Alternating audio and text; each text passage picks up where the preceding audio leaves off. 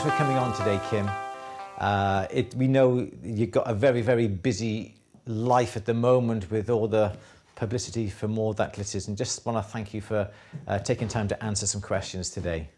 What made you apply to take part in All That Glitters? When adverts started popping up and I was seeing them on the different groups I belong to, and I thought, I really fancy having a go at that. And I've worked very much on my own for a lot of years. And I've got to the point where I thought, if I don't do something now and really stand up for who I am as a jeweler, it's going to be too late. And this looked like a really good opportunity to see what I could do, really see if I could actually get that far. And I'm really pleased that I was part of that. Yeah. It is a fantastic achievement, isn't it? It really is. Yeah, absolutely. Amazing. Absolutely. So, I think what everybody's saying in the forums, the 3-hour time limit for the first project for the bangles, I fell off my seat and I thought, what? So how did you manage to sort of plan your time and your design to fit in with the time restraints that they've given you? First I thought, what can I do in that time?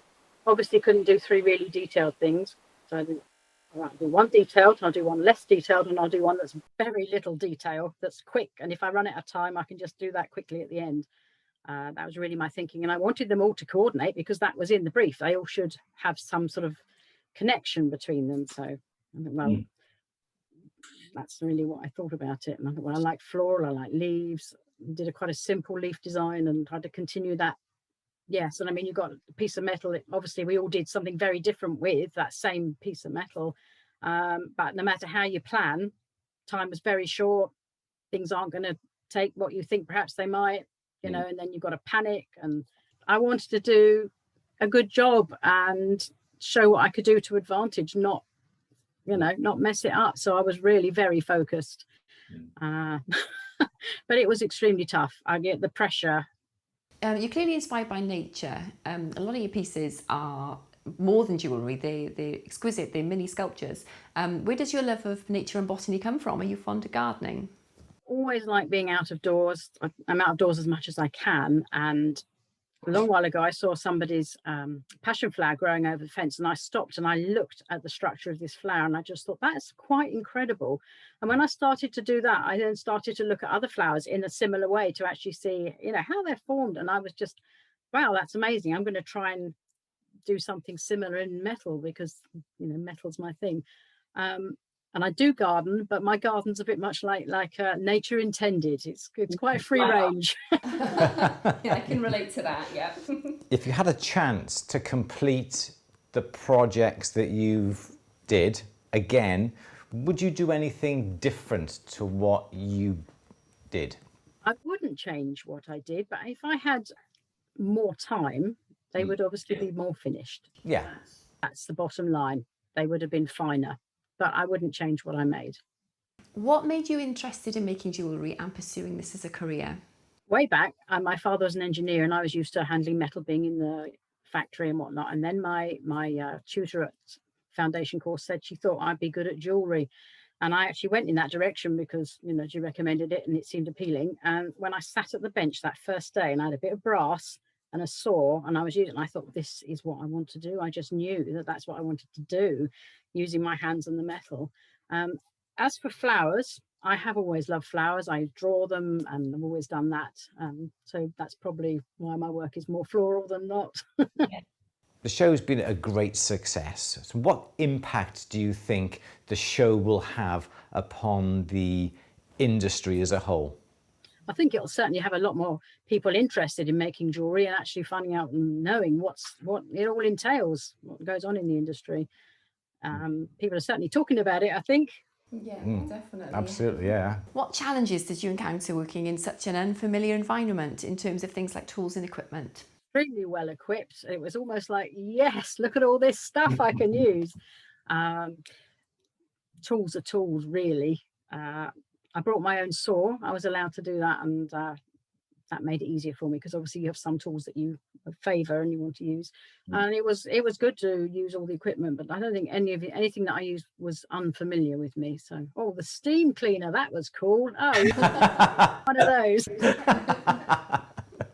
What tool then, not necessarily talking about the program itself, but in general, what tool can you not do without? It's going to be my saw. I saw all the time. All my flowers and everything all pierced out. That's your most favourite then, yeah.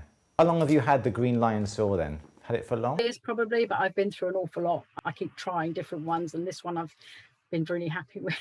I think you do, don't you? You come along and you buy a basic cheap one then when you start, and then another one comes on the market and you try that and you thought, oh, that no, go back.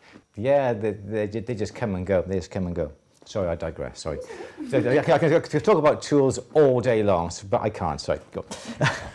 What technique would you most like to be asked to demonstrate, and what would be your nightmare technique to demonstrate? Soldering and piercing, I feel I'm quite adept at, but flush setting, I would be really quaking in my boots if I had to flush set. I'm not enough practice with that.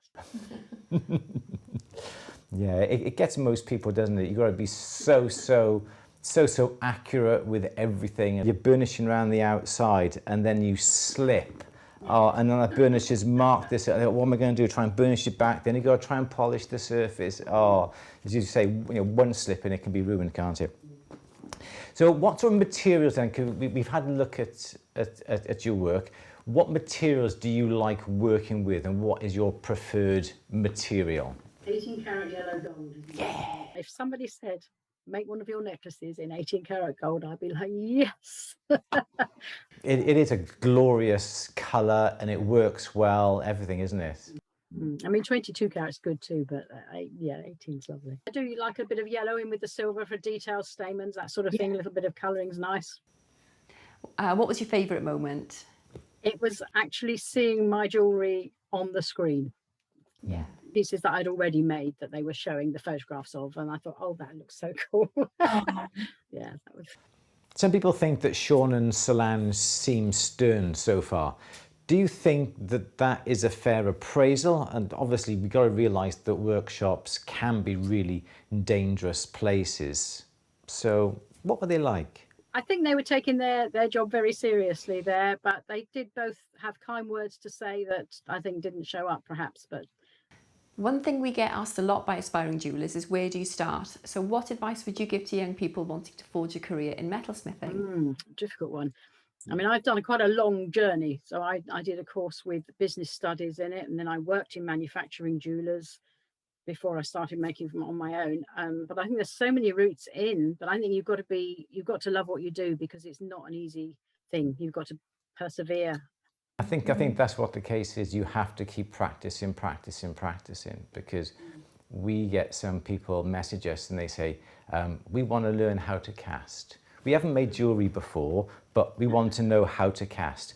Well, that's like running, but as you say, before you've even had a chance to walk, and you have to start off with the basics and work your way up to know what to do and how the metal works and the metal reacts as well. The future. Can you imagine focusing on one particular area of your jewellery making? And do you think that the show has changed your direction in any way? I'm very free range. I don't think I would want to confine myself to one small area.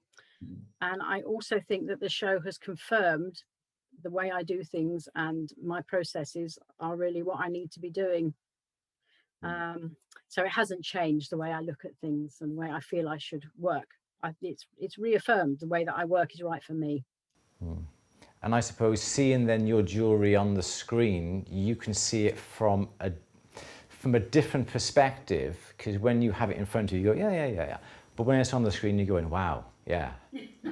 So I suppose, yeah, what your process is and your techniques have been affirmed by seeing it on the screen as well.